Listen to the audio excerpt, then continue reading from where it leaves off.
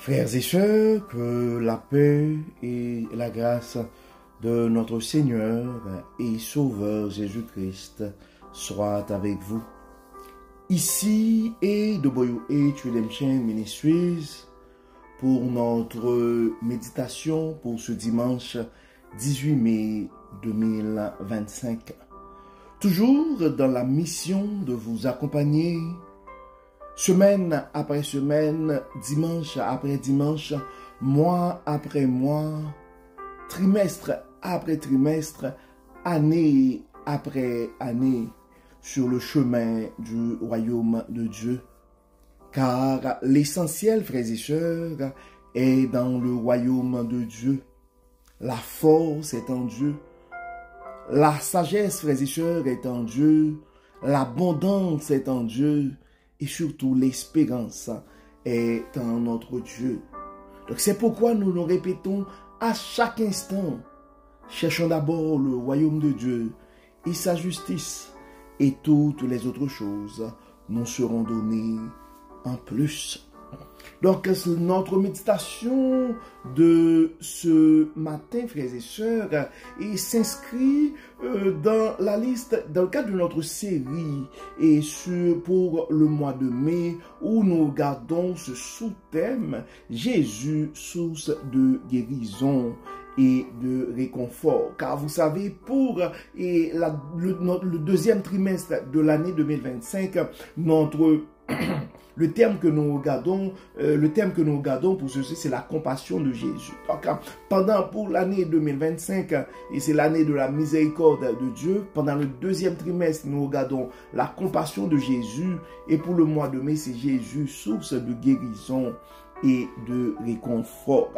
Et pour ce dimanche, frères et sœurs, Dieu veut nous parler et à travers ce sujet, la restauration des âmes perdues.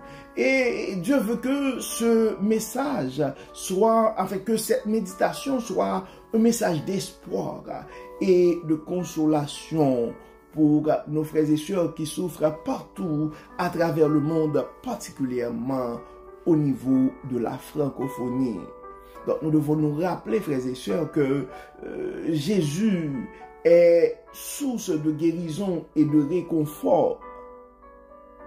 Mais nous allons surtout regarder la restauration des âmes perdues. Donc le texte qui nous est proposé pour notre méditation de ce dimanche 18 mai, et frères et sœurs, c'est le texte que nous trouvons en Luc chapitre 15 et les versets 4 à 7. Luc chapitre 15, les versets 4 à 7. Et en fait, c'est vraiment un texte qui nous amène à nous poser une question. Quel homme parmi vous, s'il a 100 brebis et qu'il en perde une, ne laisse les 99 autres dans le désert pour aller chercher celle qui est perdue jusqu'à ce qu'il la retrouve. Donc, je pourrais dire, frères et sœurs, et ce message, cette méditation, c'est un cri d'amour pour les âmes brisées.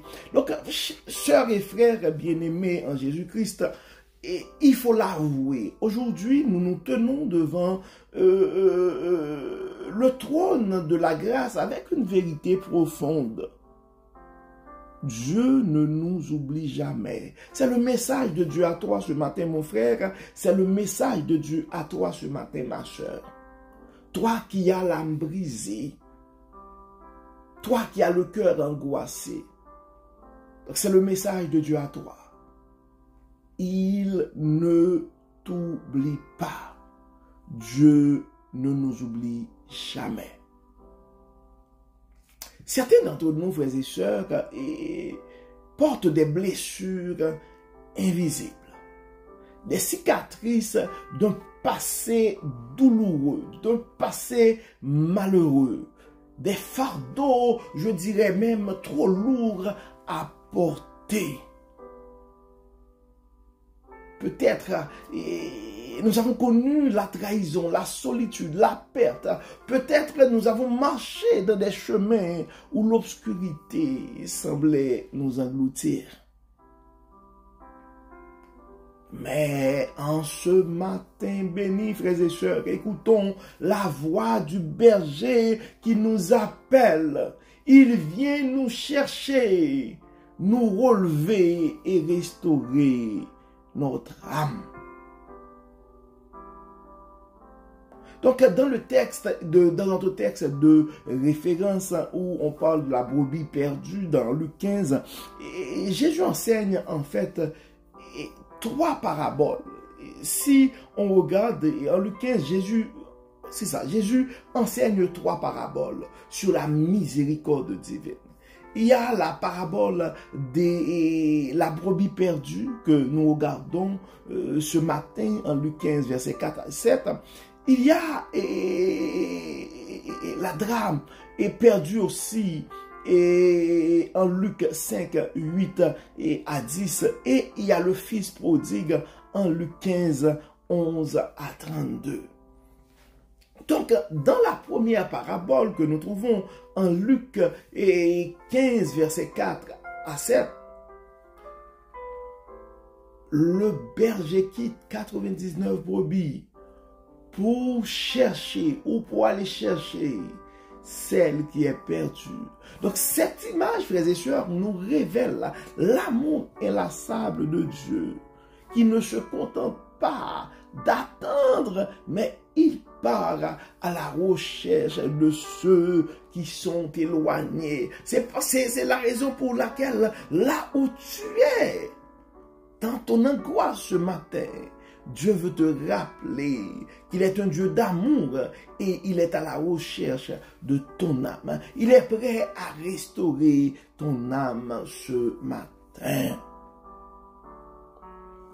Si nous regardons un peu le contexte, frères et sœurs, les pharisiens et les scribes murmuraient contre Jésus parce qu'il accueillait les pécheurs. Mais Jésus leur montre que Dieu ne méprise aucun pécheur. Au contraire, il cherche activement ceux qui sont perdus et il se réjouit lorsqu'ils reviennent à lui. Donc, ton âme a de la valeur aux yeux de Dieu, mon frère. Ton âme a de la valeur aux yeux de Dieu, ma sœur. Et tu dois te rappeler que Jésus, c'est le berger qui ne renonce jamais. Jésus, c'est le berger qui ne renonce jamais. Donc, des fois, le monde juge, frères et sœurs, condamne, abandonne, mais Jésus lui cherche avec amour ceux qui sont perdus. Donc, l'exemple est clair dans Luc 15, verset 4 et 7. Le berger quitte les brebis pour chercher la seule qui s'est égarée. Il ne dit pas, elle a choisi de partir, tant pis pour elle. Non. Il va au désert. Il parcourt les vallées. Il affronte la tempête. Pourquoi? Parce qu'aucune âme n'est insignifiante aux yeux de Dieu. Quand nous sommes perdus, frères et sœurs, Jésus ne nous abandonne pas. Il quitte les cieux comme ce matin. Il vient sur la terre à travers un serviteur, à travers une parole, à travers un message, à travers un ange. Il marche parmi nous, à travers des conseillers, à travers des frères et sœurs dans la foi, pour nous donner la vie, pour nous ramener au Père. En Ésaïe 40, verset 11, nous pouvons lire ceci, frères et sœurs, comme un père. Comme un berger, il paîtra son troupeau. Il prendra les agneaux dans ses bras et les portera dans son sein. Peu importe où vous êtes, vous n'êtes pas trop loin pour être retrouvé. Et le message central de Dieu à toi ce matin, et le message que tu dois recevoir ce matin, c'est la promesse de la restauration. Tu dois te rappeler, mon frère, que Dieu refait toutes choses. Il y a des moments où l'on croit que tout est fini, où l'on regarde en arrière et l'on voit les ruines de nos erreurs, de nos échecs et nos pertes. Donc, je t'invite, mon frère, à écouter la voix de Dieu ce matin qui te parle. Ses promesses.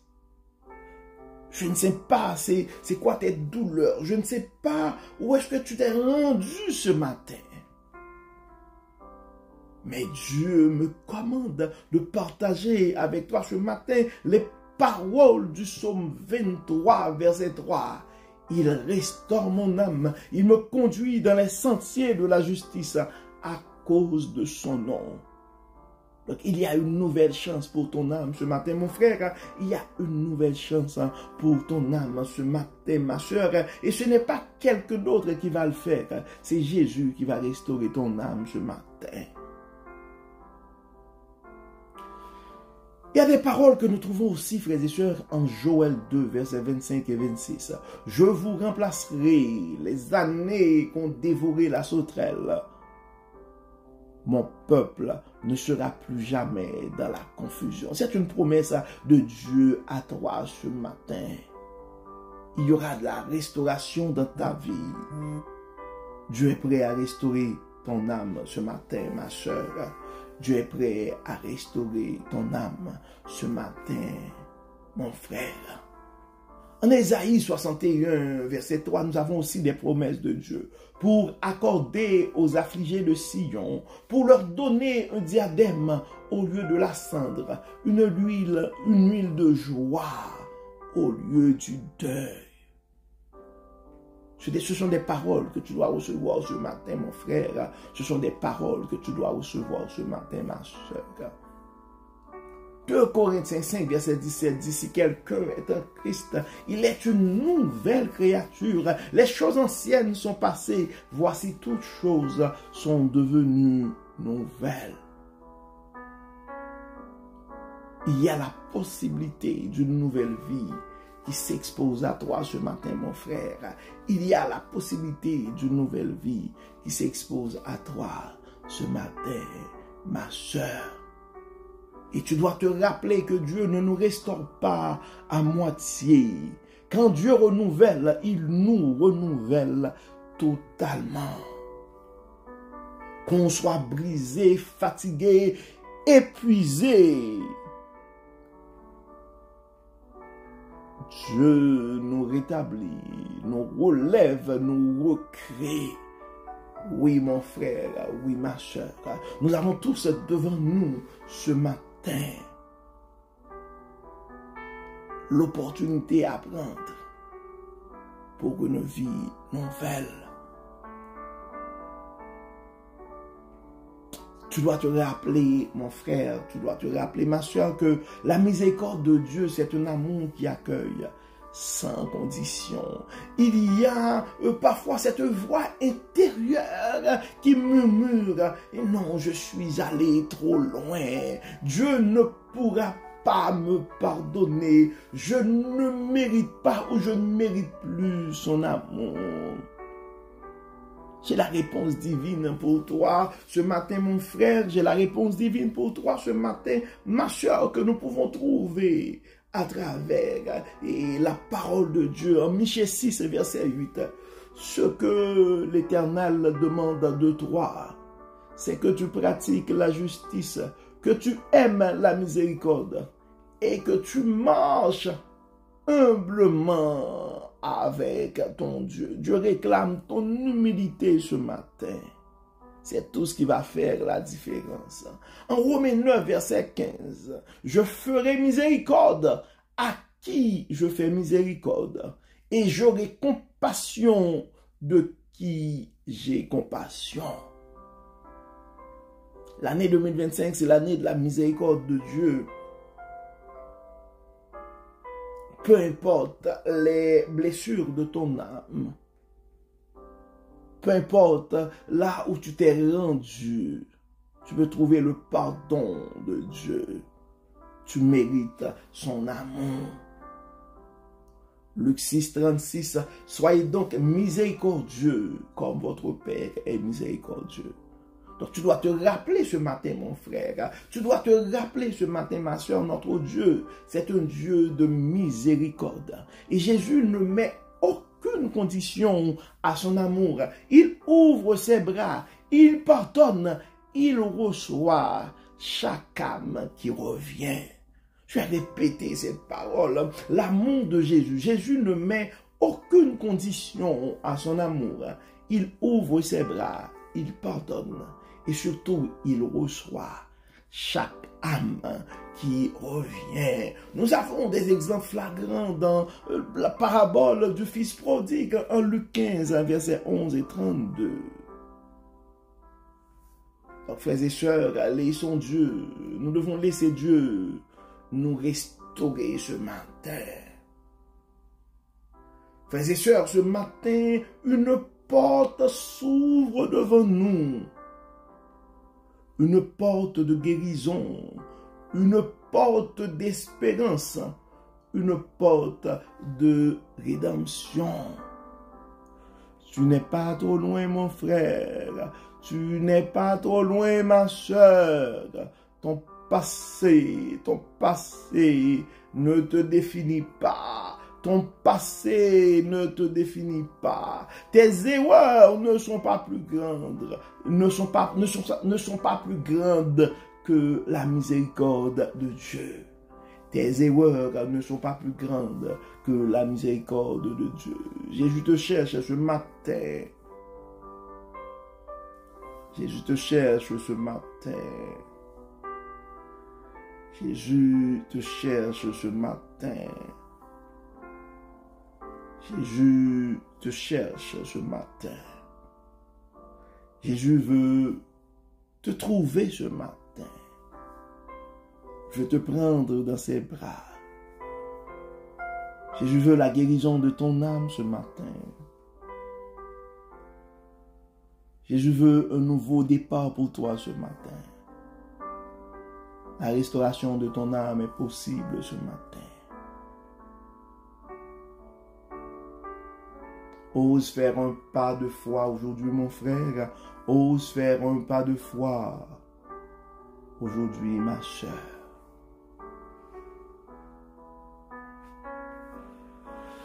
En ce moment, tu veux faire ta prière à Dieu. Et si tu te sens vraiment un appel de Dieu, je t'invite à offrir cette réponse.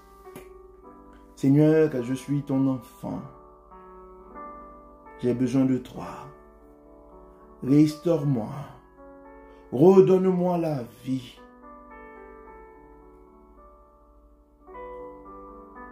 Ta prière n'a pas besoin d'être longue. Tu peux juste répéter ces paroles. Seigneur, je suis ton enfant. J'ai besoin de toi. Restaure-moi. Redonne-moi la vie. Et tu vas voir, mon frère, cette simple prière. À travers cette simple prière, tu vas voir la gloire de Dieu briller sur toi. Ce que nous allons faire ce matin, nous allons intercéder pour nos frères et sœurs qui ont l'âme blessée ce matin. Nos frères et sœurs qui vivent avec cette culpabilité, cette pensée qui les porte à quoi qu'ils ont été allés trop loin. Nous allons demander à Dieu de restaurer leur âme et de les aider à reprendre leur parcours sur le chemin du royaume. Dieu de grâce, Dieu de bonté, Dieu de miséricorde, nous remettons entre tes mains nos frères et sœurs qui ont l'âme angoissée, qui ont le cœur brisé ce matin. Tu les connais par leur nom, tu connais leurs adresses, tu connais leur état d'âme, tu connais leur histoire. Nous les remettons ce matin entre tes mains. Nous demandons de les transformer. Nous demandons, Seigneur, de les renouveler. Renouvelle leur force, renouvelle leurs pensées et restaure leur âme. Bénis Seigneur, guéris Seigneur et protège. Au nom de Jésus, nous prions. Amen. Amen. Frères et sœurs, nous arrivons au terme de notre méditation pour ce dimanche 18 mai 2025. Nous espérons que votre âme a été bénie. Et d'ici là, nous souhaitons un très bon dimanche sous le regard du Dieu Tout-Puissant. Bon dimanche et à demain. Bye bye. Bye bye.